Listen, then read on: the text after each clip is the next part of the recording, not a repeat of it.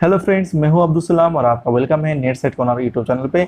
आज के लेक्चर में हम लोग डिस्कस करेंगे इकोनॉमिक ज्योग्राफी से इंपॉर्टेंट क्वेश्चंस और ये पार्ट नंबर 1 है। यहाँ पर 25 क्वेश्चन जो है यहाँ पर डिस्कस करेंगे। शुरू करने से पहले अगर इस चैनल पर अगर आप नए हैं तो प्लीज़ इस चैनल को सब्सक्राइब कर लीजिए और प्रेस कर लीजिए बेल आइकन को। तो चलिए शुरू करते हैं इस लेक्चर को।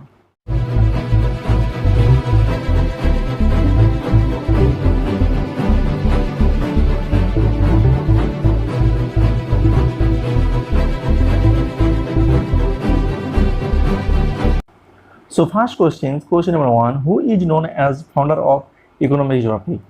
इकोनॉमिक ज्योग्राफी का फाउंडर कौन है? Very very important question.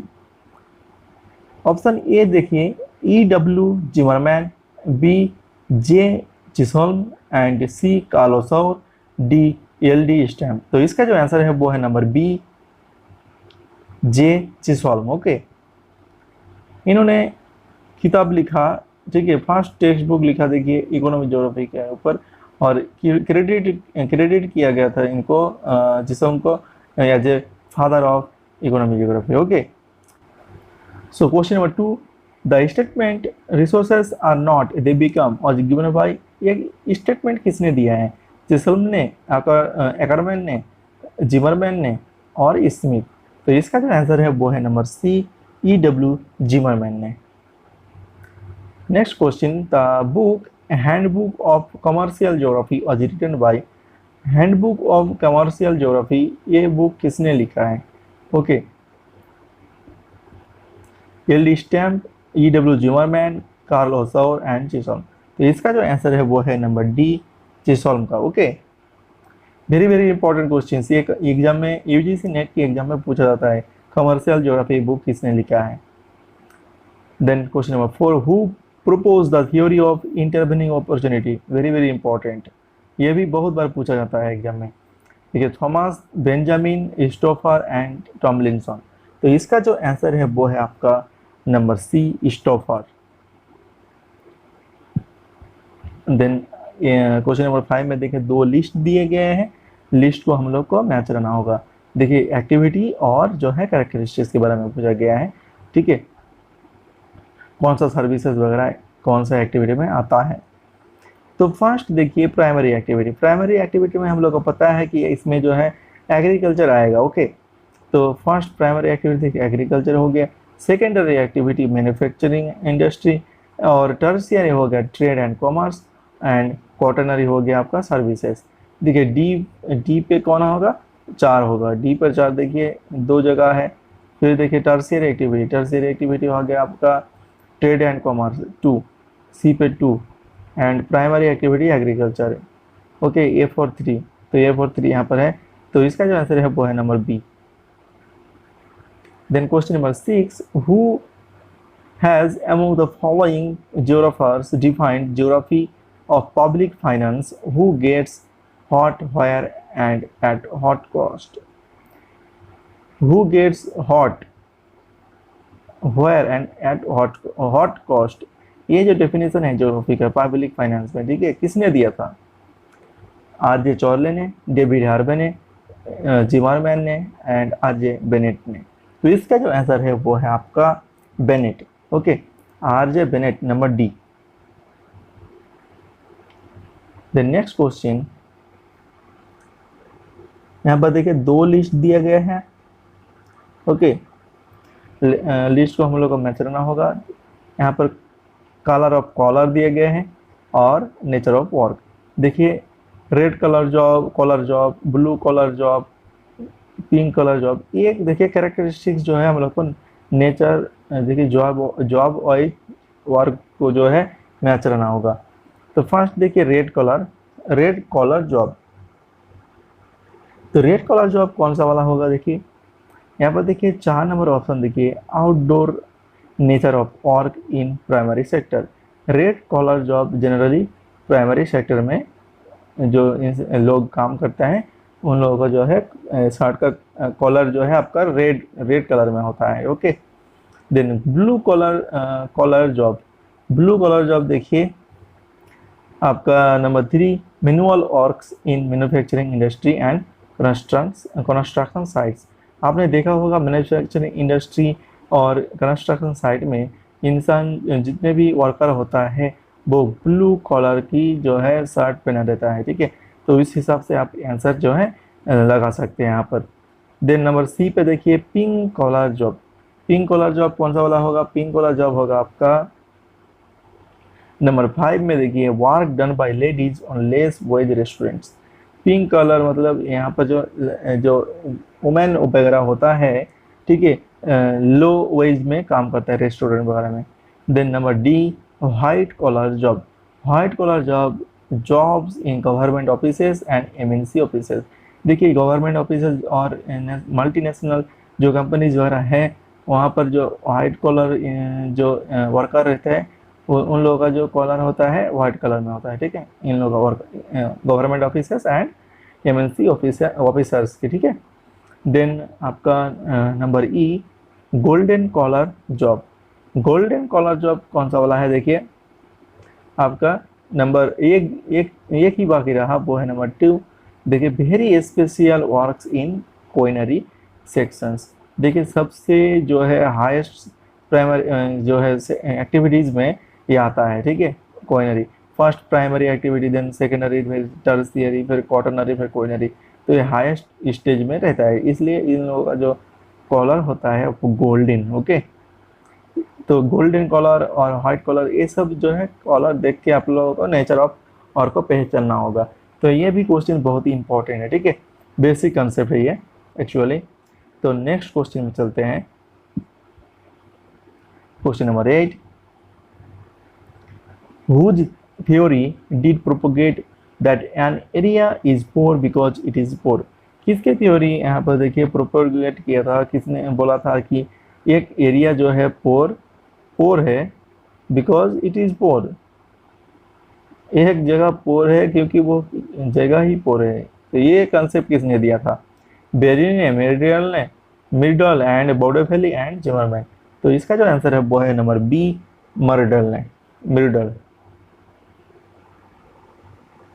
The next question,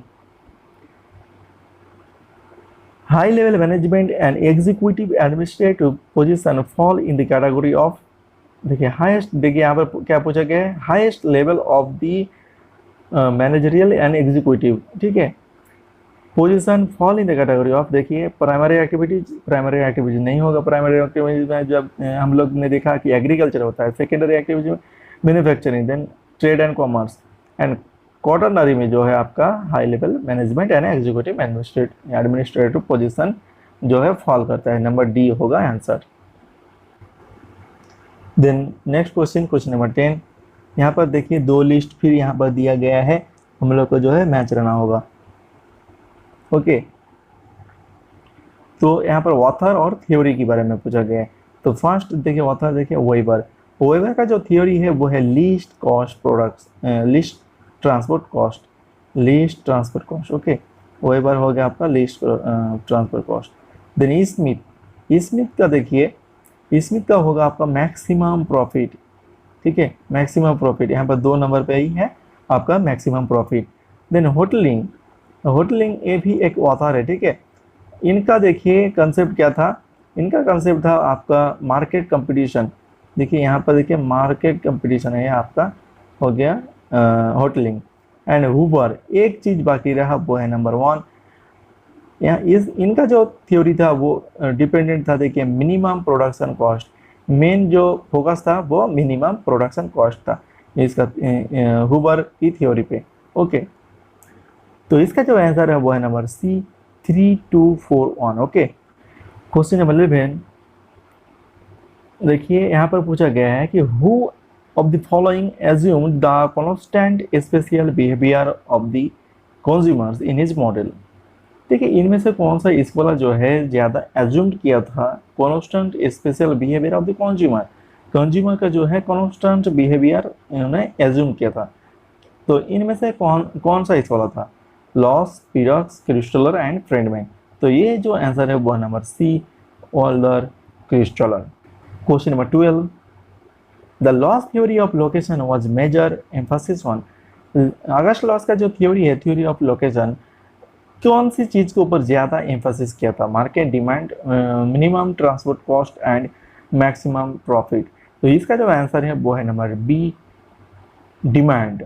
यहाँ पर देख सकते हैं ये है आपका डिमांड कौन। ओके, अगस्त लॉस का थ्योरी अगर आप पढ़ेंगे तो ये वाला डायग्राम जरूर देख पाएंगे। ठीक है, ये जो है इनका अगस्त लॉस का डिमांड कौन डायग्राम है। Okay, the next question, the theory of economic growth and social development was given by theory of economic growth and social development theory किसने दिया था? ओके, तो फर्स्ट ऑप्शन में देखिए जे फ्रेडमैन, देन सेकंड में है आपका लॉस, एंड थर्ड में है Rostow and Forrester, number D पे है। तो इसका जो आंसर है वो है number C, W W Rostow. Okay, very very important questions. The next question, question number 14, in stages of economic growth model by Rosto. देखिए ये जो मॉडल है रोस्टो की है, ठीक है, यहाँ पर लिखा नहीं है बाय ग्रोथ बाय रोस्टो, लेकिन ये जो इकोनॉमिक ग्रोथ मॉडल है रोस्टो की, तो इस मॉडल में कौन सी स्टेज को जो है जाना जाता है as a great watershed in the life of modern society? तो इसका जो आंसर है वो है number A, take off. Next questions यहाँ पर देख सकते हैं, question number 15।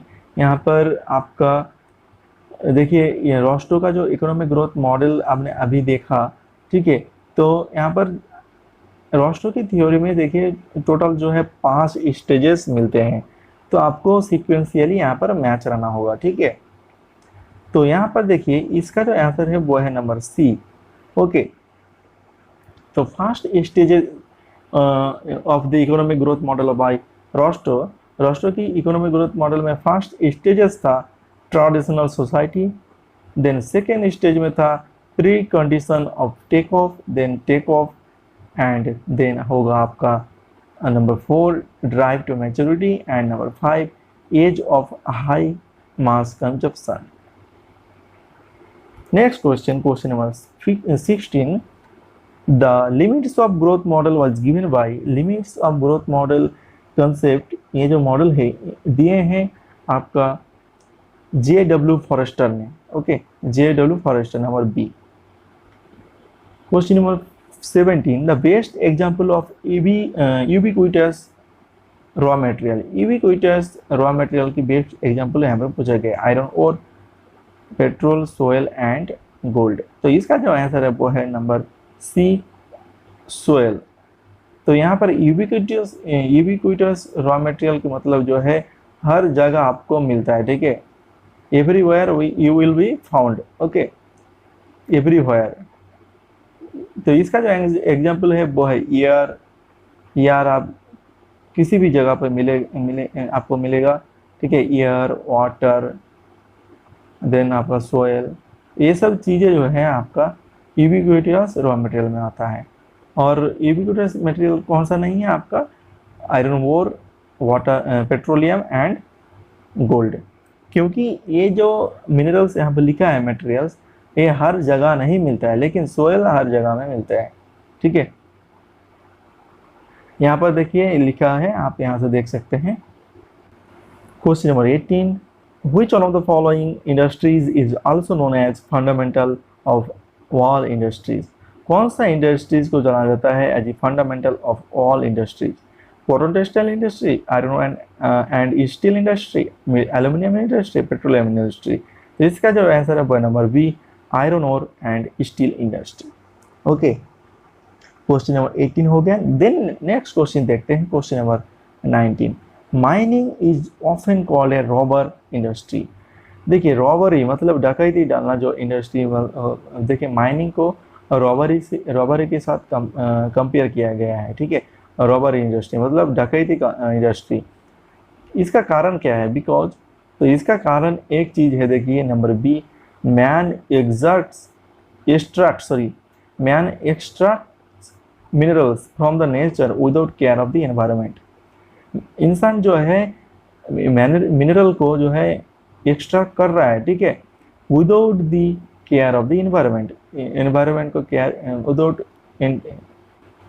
Question number 20, which among the following best quality of iron ore, यहाँ पर वन ऑफ द फॉलोइंग ने छूट गया होगा, ठीक है।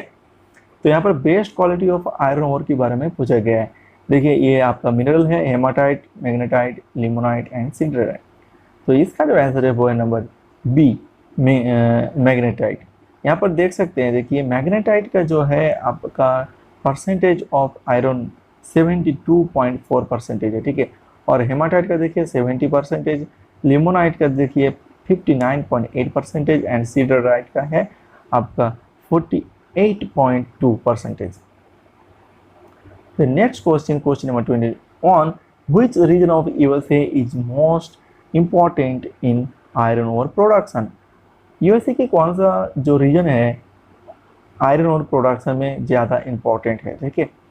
Western region, north eastern region, Lake Superior region and south eastern region. तो इसका जो आंसर है वो है number C, Lake Superior region. इसका एक ही कारण है, देखिए वाटर अवेलेबिलिटी बहुत है यहाँ पर। The next question, question number 22, the largest copper mine in the world is, देखिए यहाँ पर देखिए लार्जेस्ट कॉपर माइन की साइट दिया गया है, तो वो कहाँ पर है, ठीक है, और नाम क्या है। यहाँ पर देखिए सिर्फ नाम पूछा गया है, वो चुकीकामाटा। चुकीकामाटा जो है आपका चिली में है, चिली जो कंट्री है उसमें देखिए चुकीकामाटा ये जगह है, ठीक है। और ये जाना जाता है because of the copper mining. Then आपका question number 23, bauxite is an ore of, bauxite कौन सी चीज़ का ओर है, ठीक है, वो है आपका एल्यूमिनियम का। Question number 24, the Kalgoorlie and the Coolgardie towns of Australia are famous for, ये जो दो टाउन है Kalgoorlie and Coolgardie town of Australia किसके लिए फेमस है, ठीक है, copper mining, coal mining, nuclear plant, power plant and gold mining. इसका जो आंसर है वो है number D, gold mining. Okay, then 25 number questions, last but not the least, question number 25, the Kimberley, Witwatersrand, Transvaal and Johannesburg region of South Africa is famous for, ये सब reason देखिए Africa की किस लिए famous है, silver mining के लिए, gold mining, diamond mining and copper mining. तो ज़्यादातर जो फेमस है वो है गोल्ड माइनिंग की वजह से, ठीक है। तो यहाँ पर जो है आपका 25 क्वेश्चंस पार्ट नंबर 1 पे सक्सेसफुली डिस्कस कर लिए हैं हम लोग।